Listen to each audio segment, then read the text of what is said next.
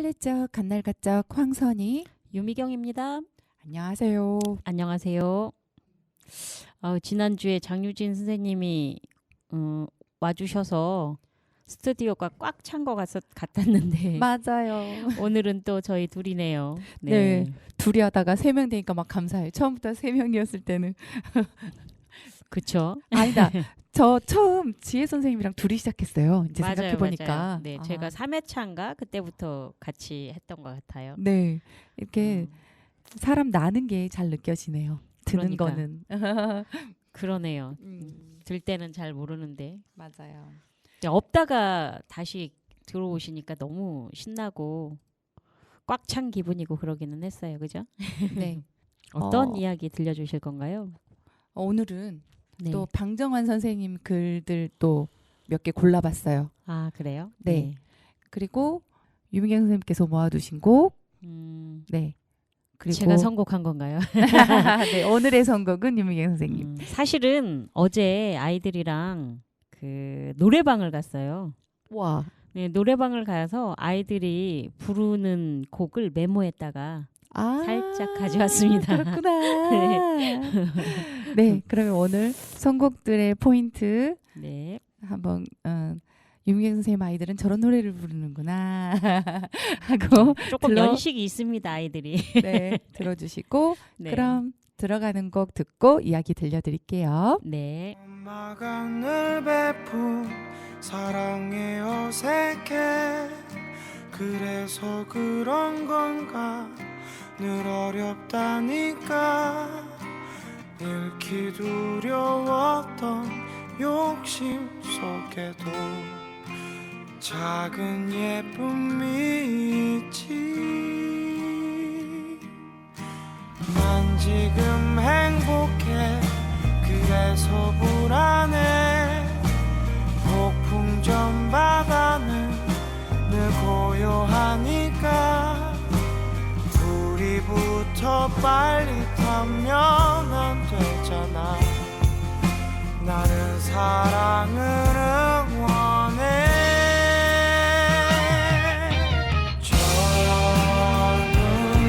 우리 나이 때는 잘 보이지 않고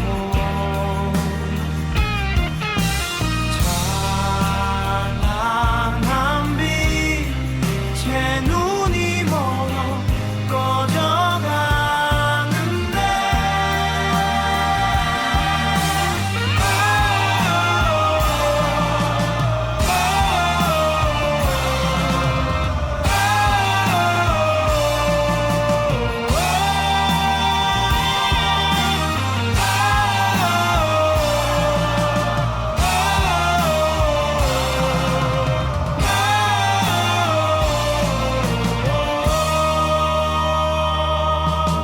슬픈 어른은 늘 뒷걸음만 치고 미운 수모를 넘긴 넌 지루해 보여 우리부터 빨리 타면 안 되니까 우리 사랑을 응원해 젊은 우리 나이 때는 잘 보이지 않고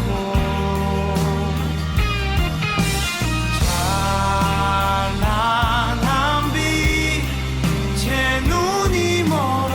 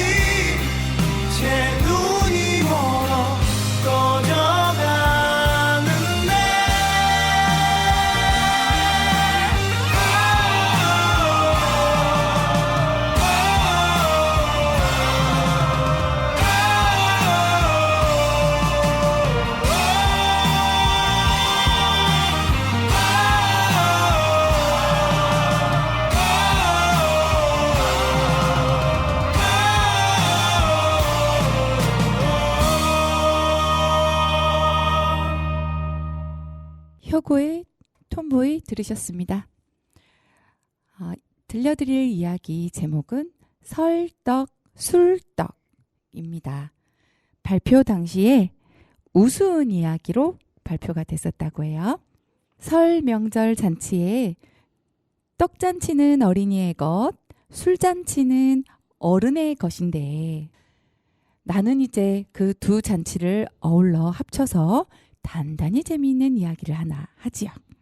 옛날에 어수룩하기로 유명하고 돈 없기로 유명한 철욱이라는 사람이 있었습니다. 어수룩하고 마음 좋고 술 잘 먹고 똑 좋아하건만은 돈이 한 푼도 없으니까 정월 초하룻날 술 한 잔 먹을 수 없어 입맛만 쩍쩍 다시고 있었습니다. 보기에 하도 딱하니까 그의 마누라가 이웃집에 가서 술제강, 술 만든 찌꺼기를 얻어다가 그것으로 널쩍한 떡을 만들어주면서 여보, 이것이나 먹으면 술 마신 것만큼 취할 것이니 어서 잡수시오 하였습니다. 철욱이는 그것이나마 고맙게 여기면서 한 개 먹고 또 한 개 먹고 또 먹고 또 먹고 몇 개나 되는지 수요도 모르게 많이 먹었습니다. 술제강 떡이라도 하도 많이 먹으니까 술 기운이 올라서 얼굴이 붉어지고 신이 나서 어깨가 으쓱으쓱해졌습니다. 이만큼 취하였으니 길에 나가더라도 누구든지 술 먹고 취한 줄 알지 제강떡 먹고 취한 줄 알 사람은 없겠지 하고 길거리로 나가 비틀비틀하면서 취한 걸음을 걸었습니다. 마침 그때 친한 친구 한 사람이 마주오다가 동전 한 푼 없이 지내는 철욱이가 술이 굉장하게 취한 것을 보고 이상히 여기면서 철욱이 자네 굉장히 취했네 그려?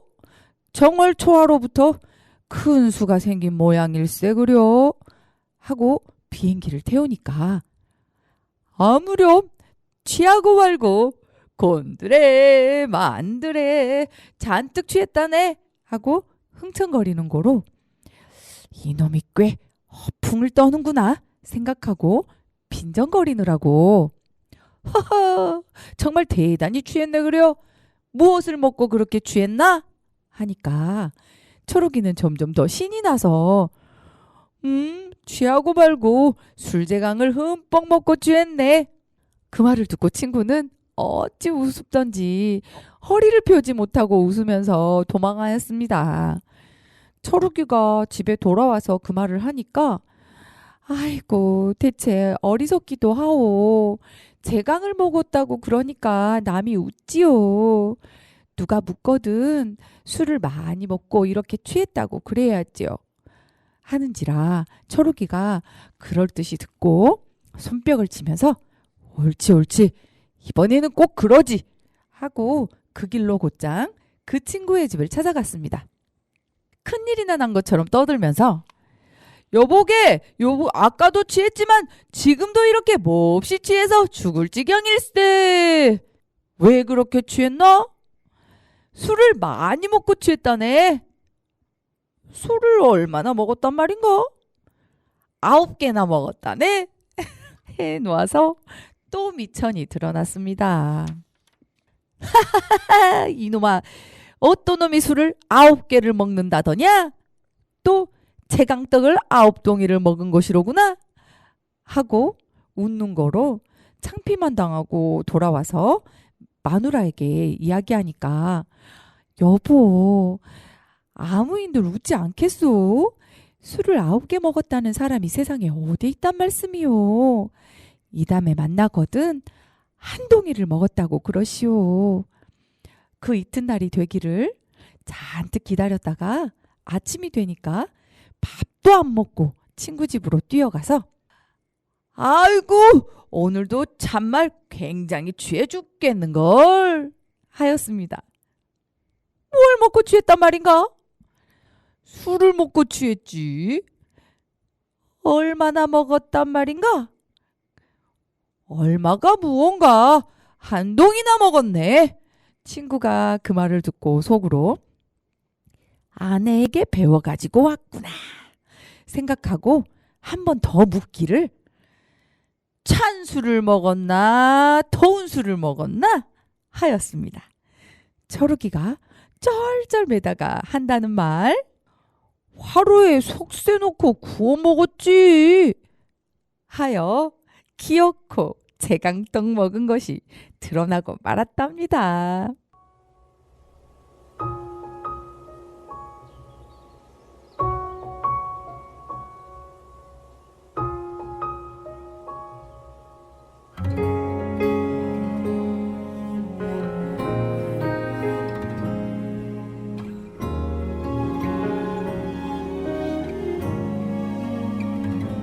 세상이란 게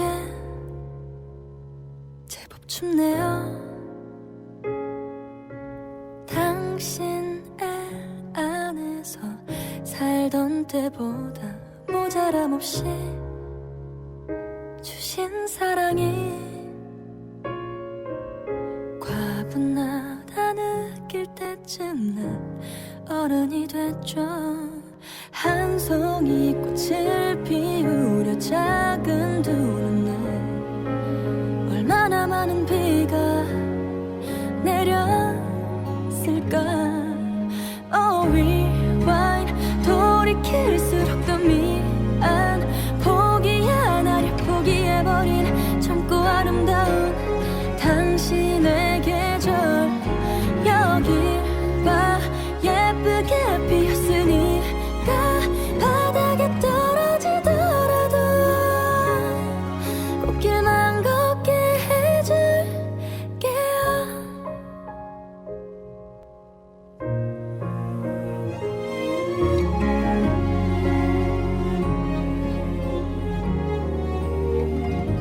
문득 쳐다본 그 입가에는 미소가 폈지만 주름이 졌죠. 내게 인생을 선물해주고 사랑해란 말을 그리도 고마운가요. 한 송이 꽃을 피우려 작은 두 눈에 얼마나 많은 비가 내렸을까. Oh, rewind 돌이킬수록 더 미안 포기 안 하려 포기해버린 젊고 아름다운 당신의 계절 여길 봐 예쁘게 피었으니까 바닥에 떨어지더라도 꽃길만 걷게 해줄게요.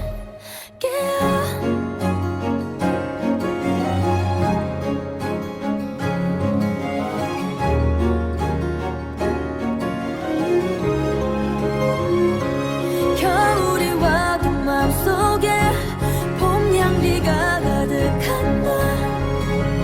한결같이 시들지 않는 사랑 때문이죠.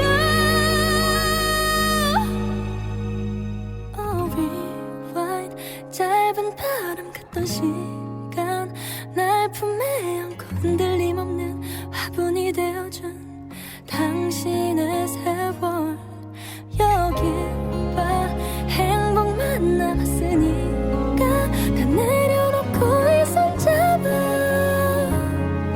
걷기만 걷게 해줄게요.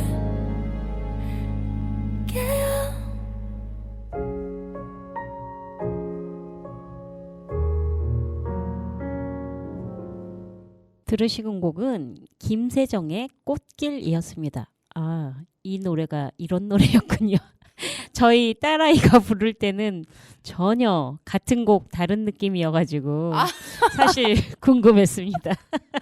저는 굉장히 어려운 노래를 따님이 노래를 잘하시는가 보다 하고 듣고 있었습니다. 네, 그렇지는 않습니다. 네. 이런 곡인 줄 저도 처음 듣네요. 네. 선생님은 쥐하면 떠오르는 거 있나요? 저 다음에 준비한 이야기가 그 서울 구경온 쥐 이야기인데. 그래요? 네. 쥐하면 그렇게 선생님은 떠오르는 게 어떤 이미지가 있을까요? 못 먹는 게 없는 아이? 못 먹는 게 없는 아이. 또 예전에 비누를 갉아먹은 그 흔적을 본 적이 있어요. 시골에서. 그쵸. 네. 그리고 우리 패스트인가요? 네.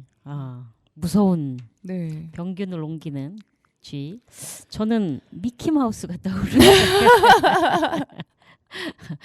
그리고 그 미키마우스 하면 자꾸 귀여운 어떤 그런 이미지를 떠올리게 되잖아요. 네. 그 고양이를 골탕 먹이는 미키인가? 마우스죠. 아무튼 톰과 제리? 톰과 제리의 아. 미키마우스의 미키하고는 전혀 다르군요.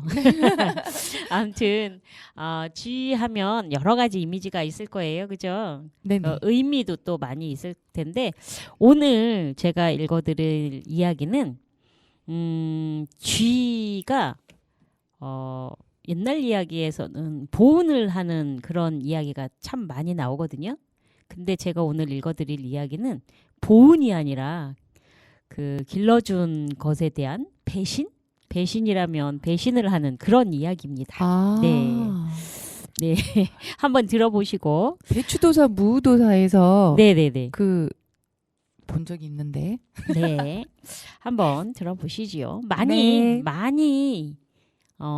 알려져 있는 이야기이기도 하고 그리고 이것 때문에 이 이야기 때문에 우리 손톱과 발톱을 함부로 깎아서 버리지 않는다는 그런 그 행동거지 이런 지침도 생겨난 그런 이야기입니다. 자, 시작해 볼까요? 네.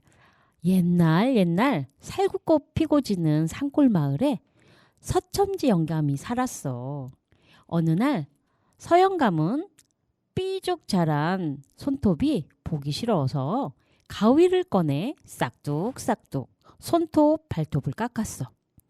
서영감의 그런 모습을 침침한 문갑 뒤에서 생쥐 한 마리가 반짝반짝 쳐다보는 것이었어. 서영감은 깎은 손발톱을 생쥐에게 던져주었지. 겁없는 생쥐가 그걸 낼름 받아먹었지. 그 뒤로 생쥐는 손톱 발톱 깎는 소리만 나면 불쑥불쑥 나타나 손톱 발톱을 받아먹었어. 손톱 발톱은 받아먹은 생쥐는 살도 찌고 털빛도 번들거리도록 자라났어. 그리고는 사랑방을 제 집인 양 들락날락했지. 찬바람 세게 부는 추운 겨울날 서영감은 갑자기 배가 아파서 뒷간에 가게 됐는데 똥이 너무 급해 감투랑 덧저고리를 휙 벗어던지고 급하게 달려가 똥을 넣었지. 똥을 싸고 방으로 돌아왔는데 이게 웬일이야. 서영감과 똑같이 생긴 영감이 감투를 반듯 쓰고 덧저고리까지 걸치고는 사랑방 아랫목에 떡 버티고 앉아있지 뭐야. 그러면서 하는 말이 아니 나랑 똑같이 생긴 내 놈은 누구냐? 이러는 거야. 이에 질세라 서영감도 소리를 질렀어. 너야말로 웬 놈인데 내 옷을 입고 내 감투를 쓰고 내 방에서 내 향세를 하느냐?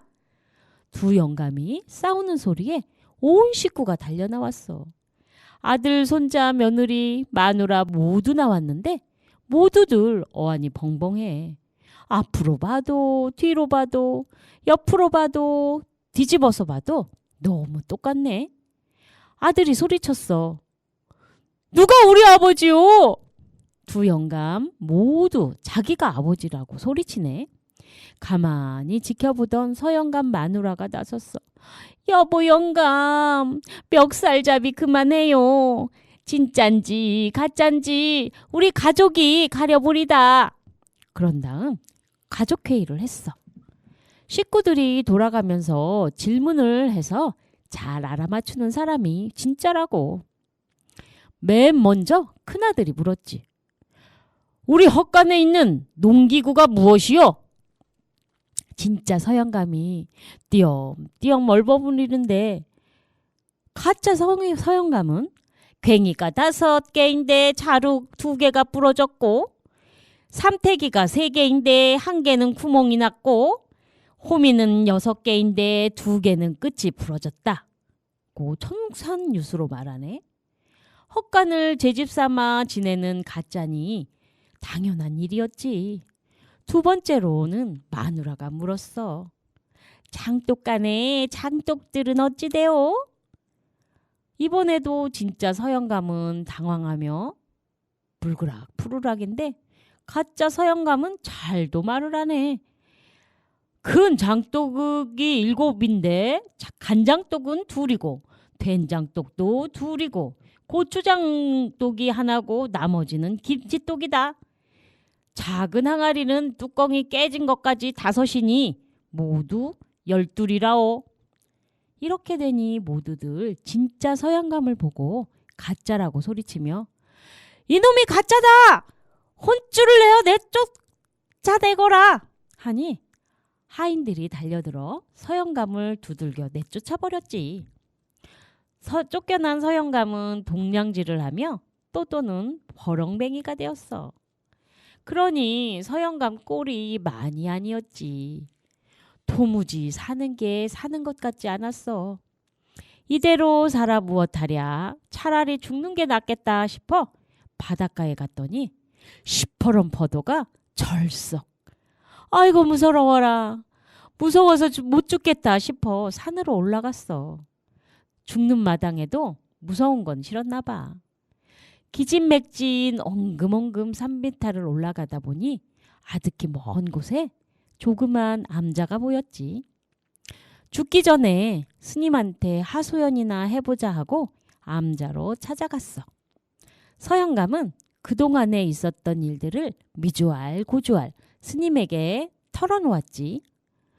황당하고 황당합니다. 어찌 세상에 나랑 똑같은 놈이 또 있단 말이오. 울면서 말했지. 서영감 넋두리를 가만히 듣고 있던 스님은 나이 많은 고양이 한 마리를 내주며 말했지. 이걸 소매 속에 감추고 집으로 돌아가서 가족들을 다 모아놓고 가짜 영감 앞에 휙 내던지면 만사가 해결될 것이요 했지. 그 길로 서영감은 자신의 집으로 돌아가서 하룻밤 묵어가기를 청했어. 서영감의 꼴이 엉망이라 하인들이 내쫓으려 하니 서영감이 말하기를 내 꼬락서니는 이래봬도 조선 팔도 사방천지 안 다닌 데가 없어. 10밤을 세워도 다 못할 이야기 보따리 가득하니 하룻밤 재워주면 화들짝 깜짝 놀라도록 재밌게 해주리다 하고 사정했지. 방에서 듣고 있던 가짜 서영감이 하룻밤 재워주기를 허락했지. 서영감은 식구들을 모두 모아놓고 이야기를 시작했어. 어느 마을에 행사께나 하는 영감이 살았는데 하루는 측간을 다녀오니 똑같은 영감이 에헴 하고 있는 거라. 그래서 멱살잡이로 서로 진짜다 쌈질을 하는데 이런 세상에 마누라 자식 며느리도 가짜를 진짜로 하네. 이야기를 듣던 가짜 서영감과 식구들이 고개를 갸우뚱거리며 어째 많이 듣던 얘기 같소? 그래서 어찌 되었어? 하고 확인을 하네. 진짜 서영감이 이때다 싶어 소매 속에 있던 고양이를 꺼내 휙 던졌어.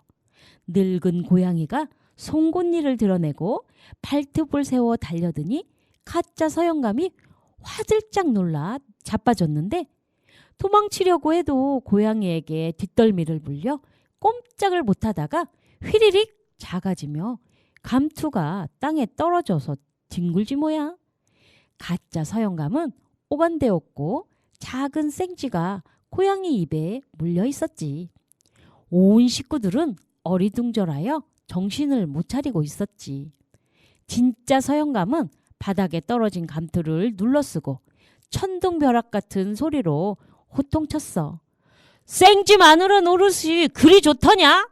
생쥐를 아비로 모셨으니 너희들도 생쥐렸다.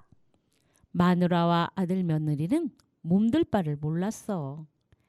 다시 돌아온 서영감은 스님 사는 절에 시주하고 가족들과 잘 살았다지. 그리고 그때부터 다시는 손톱 발톱을 아무데나 버리지 않았다지. 끝.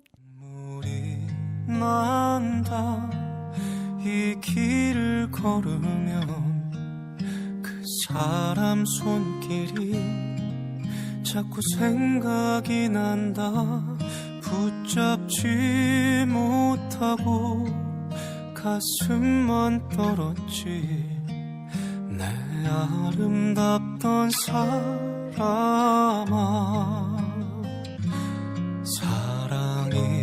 사랑이란 게 참 쓰린 거더라 잡으려 할수록 더 멀어지더라 이별이란 게 참 쉬운 거더라 내 잊지 못할 사람아 사랑아 왜 도망가 수줍은 아이처럼 행여놓아 버릴까봐 꼭 움켜쥐지만 그리움이 쫓아 사랑은 늘 도망가 잠시 쉬어가면 좋을 텐데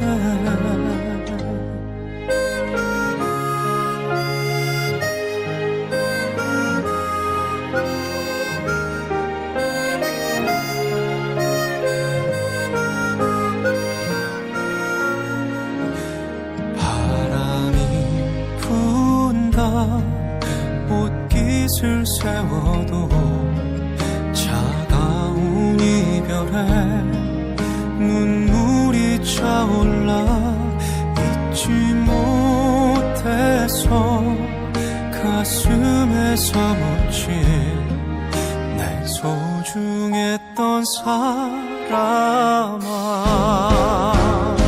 사랑아 왜 도망가 수줍은 아이처럼 행여놓아 버릴까봐 꼭 움켜쥐지만 그리움이 쫓아 사랑은 늘 도망가 잠시 쉬어가면 좋을 텐데 기다림도 애태움도 다 버려야 하는데 뭘 찾아 이 길을 서성일까 뭘 찾아 여기 있나 사랑아 왜 도망가 수줍은 아이처럼 행여놓아 버릴까봐 꼭 움켜쥐지만 그리움이 쫓아 사랑은 늘 도망가 잠시 쉬어가면 좋을 텐데 잠시 쉬어가면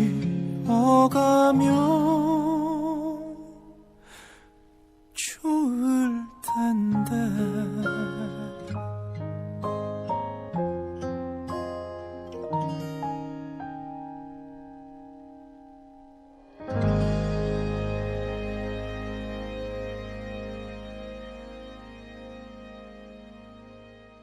네, 신사와 아가씨에서 많이 듣던 노래였어요.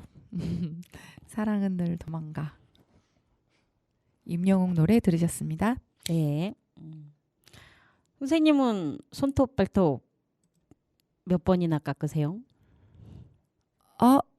손톱 한 개를 자를 때 몇 번에 깎냐고요? 아니요. 그러니까 뭐 한 달에 몇 번? 뭐 이 정도. 저는 손톱을 음, 짧게 깎는 편이어가지고 자주 안 깎으시는구나. 자주 깎는 거죠. 그런가? 그렇죠. 짧게 하는 하고 네. 조금만 길러도 금방 깎는다는 이런 네네네. 거죠. 선생님 지금 손톱은 너무 예쁜데요. 네, 지금 손톱 네일 아트를 받으신 네. 손톱인데. 그 연극 배역을 위해서 협찬 받았습니다. 아, 맞아요, 맞아요. 음. 손톱 처리 어떻게 하세요? 저는 애초에 딱 휴지를 이렇게 넓게 깔아놓고 깎아요. 그리고 딱 뭉쳐서 버려요. 그래서 제가 손톱 깎는 거 보면 사람들이 다 깔끔하게 처리 잘하네 그러시더라고요. 저도 옛날에 이런 비슷한 그 옛날 이야기를 듣고 나서는 손톱, 발톱 깎은 거를 함부로 버리지 않고 항상 그 예전에는 그 푸세식 화장실에다가 버려야만 된다고 이렇게 들어서 저는 지금도 손톱, 발톱을 깎으면 그 청소기나 이런 걸로 밀지 않고 될 수 있으면 화장실 변기에 넣고 이렇게 물을 내리는 그렇게 처리를 하고 있거든요. 푸세식 화장실 얘기하니까 갑자기 생각났는데 네. 제가 지금 선운사라는 절을 다녀왔는데 거기에 그 화장실이 아직도 있어요. 푸세식 화장실이요. 네. 많이 그 절간에 가면 그런 네. 푸세식 화장실들이 많이 있긴 하죠. 네, 거꾸로 글씨 뒷간이라고 써 있는 화장실이 있습니다. 아직도. 네. 자, 다음 이야기 쥐 이야기라고 하셨나요? 네. 네. 한번 읽어주세요. 재미가 있으실지 모르겠지만 조금 긴 관계로 반반 나눠서 읽어드릴게요. 네. 시골 쥐의 서울 구경. 그리스 작가 이소브와 들쥐와 집쥐의 모티프를 가져와서 창작하신, 발표 당시 제목은 재미있는 동화라고 했다고 합니다. 시골 쥐가 서울 구경을 올라왔습니다. 처음 길이라 허둥허둥하면서 짐차를 2번, 3번이나 갈아타고 간신히 서울까지 왔습니다. 직행차를 타면 빨리 온다는 말도 들었었으나 그러나 짐차를 타야 먹을 것도 많고 사람의 눈에 들킬 염려도 적은 거로 짐차를 타고 온 것이었습니다. 기차가 한강 철교 다리를 건널 때에는 어떻게 무서운 소리가 크게 나는지 어지러워서 내려다보지도 못하고 왔습니다마는 서울까지 다 왔다는 말을 들을 때에는 기쁜 것 같고 시원한 것 같으면서도 가슴이 울렁울렁하였습니다. 남대문 정거장에 내려서 자, 이제 어디로 가야 하나 하고 망설거리고 섰노라니까 여보, 여보 하고 뒤에서 부르는 소리가 들렸습니다. 보니까 이름은 몰라도 역시 자기와 같은 쥐인고로 할아버지나 만난 것 같이 기뻐서 처음 뵙습니다마는 길을 좀 가르쳐 주십시오. 시골서 처음 와 놓아서 그렇습니다. 하고 애걸하듯이 물었습니다. 글쎄 처음부터 당신이 시골서 처음 온 양반인 줄 짐작했습니다. 서울 구경하러 올라오셨구려. 네, 죽기 전에 한번 서울 구경이나 하려고 그래 벼르고 별러서 이제 간신히 오기는 왔지만 와보니 하도 어마어마해서 어디가 남쪽인지 어디가 북쪽인지 분간도 못하겠습니다. 그려. 우선 여관을 정해야겠는데 어느 여관이 좋은지 알 수가 있어야지요. 첫째, 그놈의 고향이 없는 여관이라야 안 합니까?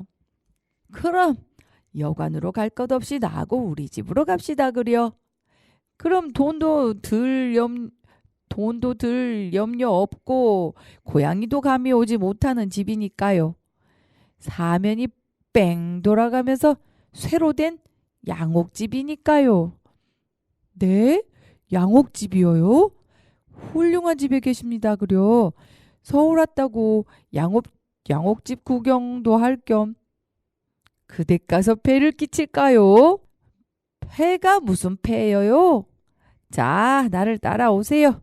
까딱하면 길을 잃어버립니다. 시골쥐는 이제야 마음을 놓고 서울쥐의 뒤를 따라 나섰습니다. 저기 소리를 뿡뿡 지르면서 달아나는 저것이 자동차라는 것이랍니다. 다리 부러진 사람이나 앉은 뱅이나 그렇지 않으면 중병든 사람이 타고 다니는 것이지요. 저기 잉잉 울면서 집채만 한 것이 달아나는 저것은 전차라는 것입니다. 늙은이나 어린애나 아이 벤 여자들 타고 다니는 것이지요. 돈 5전만 내면 거의 10리나 되는 데까지 태워다 주는데요. 우리가 저것을 타고 갔으면 좋으련마는 우리는 타면 곧 밟힐 테니까 그래서 못하지요. 아이고, 구경 삼아 걸어가는 것이 좋습니다. 그런데 지금 어디에 불이 났습니까? 난리가 났습니까? 왜 사람들이 저렇게 황급히 뛰어갑니까? 불이 무슨 불이여요? 서울 사람들은 의뢰 걸음걸이가 그렇지요. 서울서 사는 사람이 그렇게 시골서처럼 담배나 피워 물고 한가히 지내서야 살 수 있겠습니까? 굶어 죽지요. 저렇게 바쁘게 굴어도 그래도 돈벌이를 못하는 때가 많으니까요. 그리고 우선 전차, 마차, 자동차, 자전거가 저렇게 총알같이 왔다 갔다 하는데 시골서처럼 한가히 굴다가는 당장에 치여 죽을 것 아닙니까? 나는 그렇겠는걸요. 구경만 하기에도 눈이 핑핑 도는 것 같은걸요. 자, 저것이 남대문입니다. 아이고, 참 굉장히 큰걸요. 저 문 위에 올라가면 어떻게 넓은지 우리들에게는 연병장 벌판만 하여 좋지만은 먹을 것이 없어요. 그래, 텅 비었지요. 이야기를 들으면서 눈을 두리번 하면서 서울지를 따라 한참이 나갔습니다. 자, 다 왔습니다. 저기 새빨간 양옥집이 보이지 않습니까? 저 집이요. 하니까 참말 새빨간 칠을 한 우뚝한 높은 양옥집이 높다랗게 서 있었습니다. 참 훌륭한 댁입니다. 그려 아주 새빨갛습니다. 저 위에 노랗게 달린 것은 들창인가요? 네, 그것이 들창으로도 쓰고 드나드는 대문으로도 쓰는 것입니다. 그렇게 높고 좁은 문으로 드나드니까 고양이가 올 염려도 없고 염려도 조금도 없습니다. 나는요 그렇겠는걸요.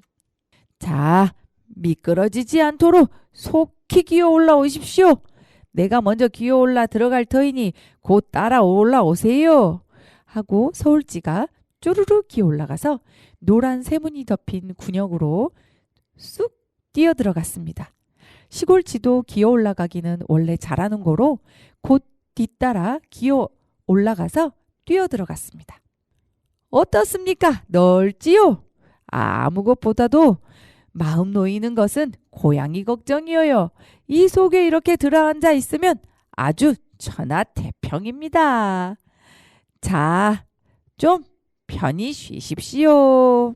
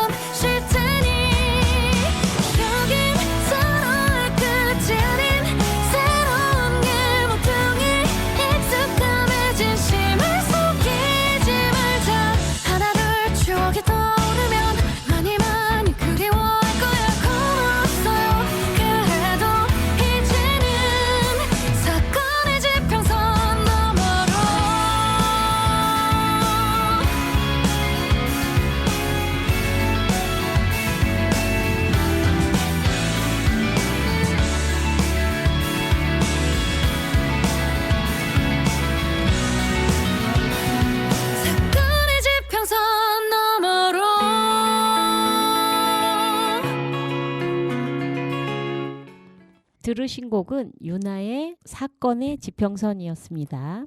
이야기 계속 들려주시죠. 네. 지금 시골지가 서울지 집에 초대돼서 이제 집에 들어갔어요. 이제 이어서 읽어드릴게요. 네.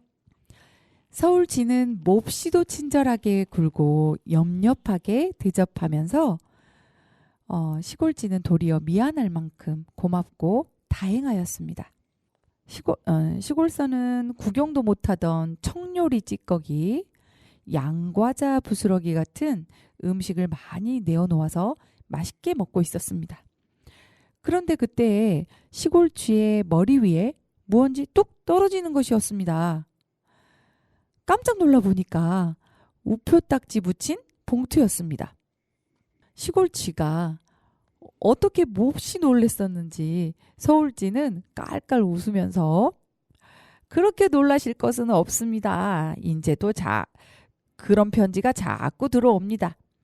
아무 염려 없어요. 이따가 잘 때 깔고 덮고 자라고 생기는 것이랍니다.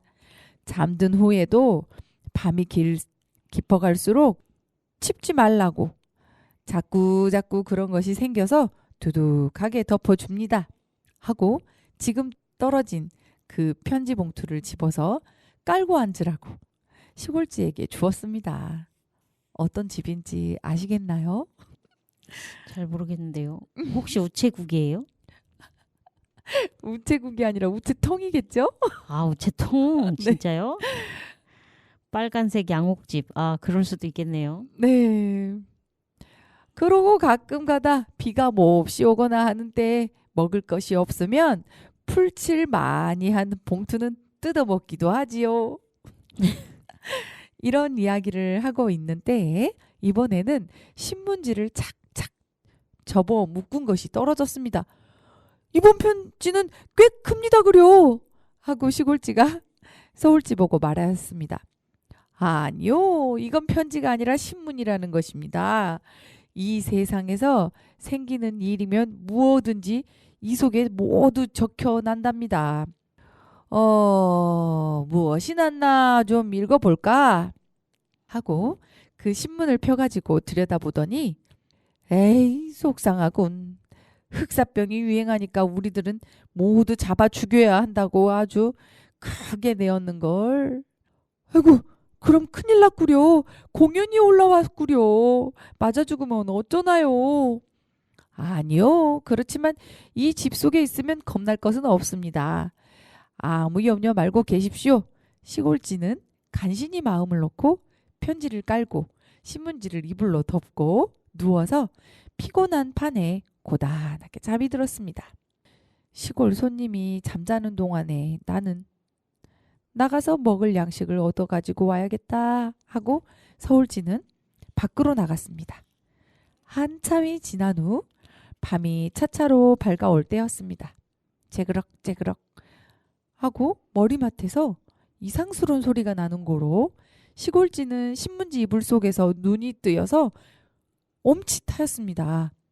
큰일 났지요. 벼랑간에 머리맡에 있는 누런 이때까지 잠겨있던 문이 밖으로 열리고 커다란 사람의 손이 쑥 들어오더니 거기 있는 편지고 엽서고 신문지고 모두 다 휩쓸어 내가더니 문턱에서 굉장히 큰 가방 속에 몰아넣었습니다.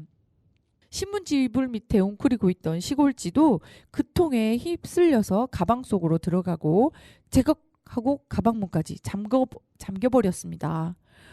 어떤 영문을 모르는 시골쥐는 이렇게 가방 속에 갇혀서 어디로 가는지 어떻게 되는지 겁도 나고 갑갑하여 입으로 각작 가방 가죽을 뜯어 물어 떼어서 군역을 뚫어놓고 그리로 얼굴을 쑥 내밀고 형편을 살펴보았습니다. 자기가 갇혀있는 가방은 어떤 누런 모자 쓰고 누런 양복 입은 사람의 어깨에 메어져서 그의 궁둥이에 매달려서 지금 어디로인지 자꾸 가는 중이었습니다. 아직도 이른 새벽이건만은 서울 남대문 안은 퍽 복잡하였습니다. 전차가 잉잉 하면서 달아나고 인력거가 이 길 저 길로 곤두박질을 쳐다니고 자전거가 따르릉 따르릉 하고 달아나고 마차 끄는 말까지 아무 일 없는 강아지까지 급급히 뛰어가고 뛰어오고 하였습니다. 대체 서울이란 굉장히 크고 좋기도 하지만 굉장히 바쁘게 다니는 곳이다 하고 시골쥐가 생각할 때에 어느덧 자기를 메고 가는 누른 양복쟁이는 어느 커다란 이번이야말로 남대문 정거장 같이 큰 벽돌집 뒷문으로 쑥 들어갔습니다. 이제 우체국이네요. 들어가서는 마치 더러운 복대기를 버리듯이 쓰레기를 버리듯이 가방에 가지고 온 편지들을 커다란 농 속에 쏟았습니다. 쥐야! 쥐다! 쥐가 우표 가방 속에서 나왔다! 하고 누른 양복쟁이가 소리를 지르니까 여럿 명 되는 사무원들이 어디 하고 우르르 몰려와서 시골쥐를 잡으려고 소동을 하였습니다. 그러나 쥐는 다행히 잡히지 아니하고 간신간신히 도망하여 마루 밑에 숨었습니다. 아, 서울은 무섭다. 무서운 곳이다. 서울쥐들은 친절하지만 양옥집도 무섭고 흑사병도 무섭다. 가방 구멍으로 내다보고 서울 구경은 꽤 한 셈이니 이제는 어서 달아나야겠다 하고 그날로 곧 시골로 내려갔습니다.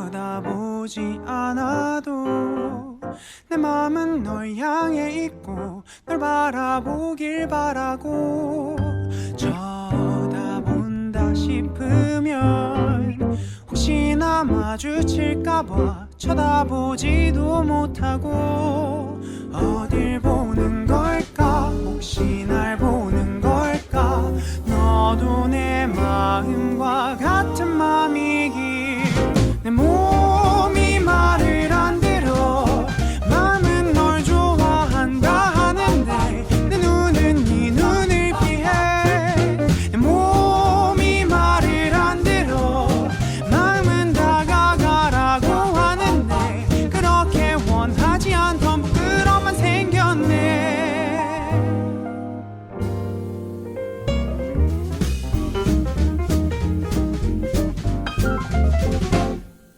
한 번은 남자답게 인사해보고 싶은데 안녕이란 말도 못 꺼내 다른 친구들 앞에서 말 잘하는 수다쟁이 너 앞에 서면 벙어리 어딜 보는 걸까 혹시 날 보는 걸까 너도 내 마음과 같은 맘이길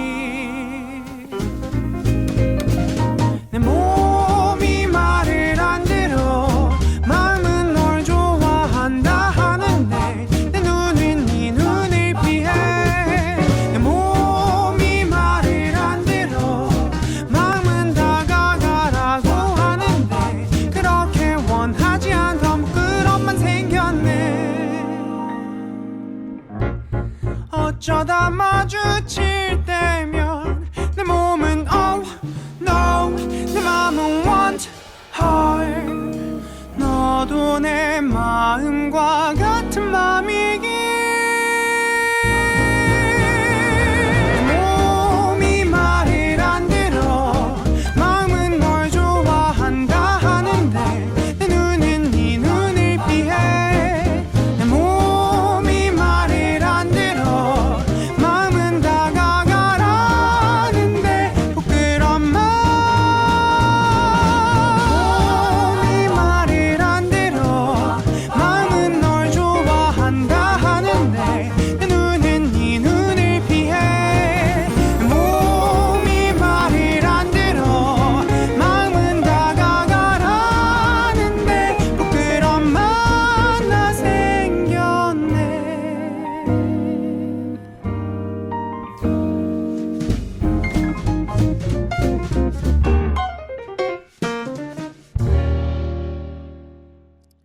멜로망스의 부끄럼 들으셨습니다.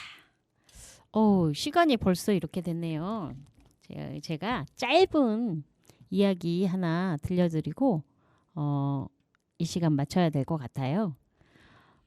제가 마지막으로 읽어드릴 곡은 파리와 거미가 원작인, 그러니까 이솝우화의 파리와 거미가 원작인 이야기입니다.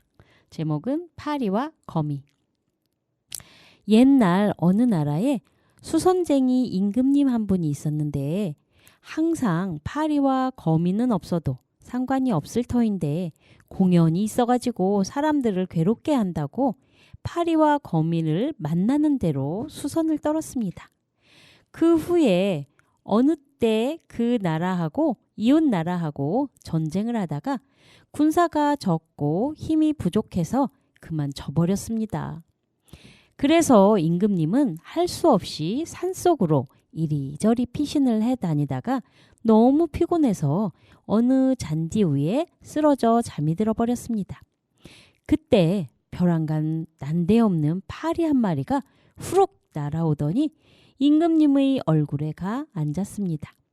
임금님은 깜짝 놀라서 벌떡 일어나 보니까 이웃 나라의 군사가 점점 가까이 달려드는 거로 정신이 번쩍 나서 급히 몸을 피하여 달아나다가 어느 바위 틈 사이로 들어가 숨었습니다.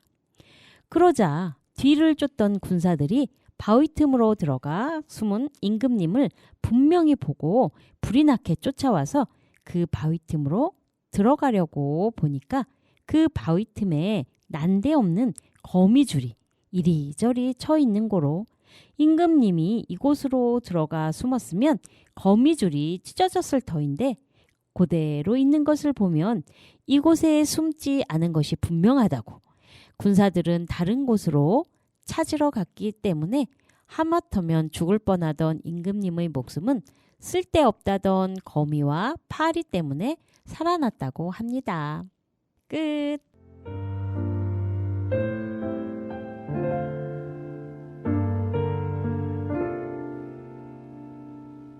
너의 두 눈동자에 내가 비치면 좋겠어.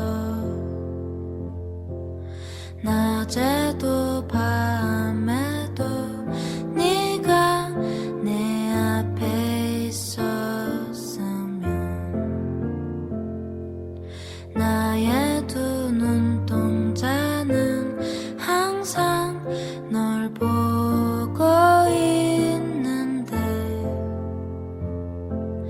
이런 내 맘을 알까 몰라 그냥 날 안아줘. 내 눈이 카메라라면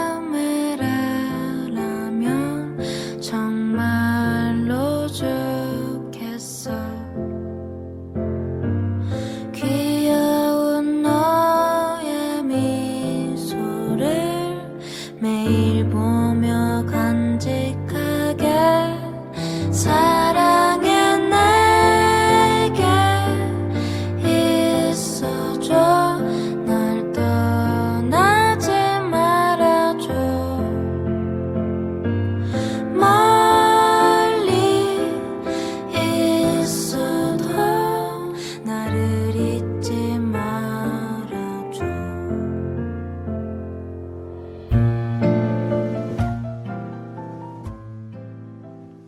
순비의 사랑하는 너에게 듣고 계신데요. 인사드려야 할 시간이 돼서 노래 이만 자르고 마무리할게요. 네, 다음 시간에 뵙겠습니다. 네, 좋은 꿈 꾸세요. 네.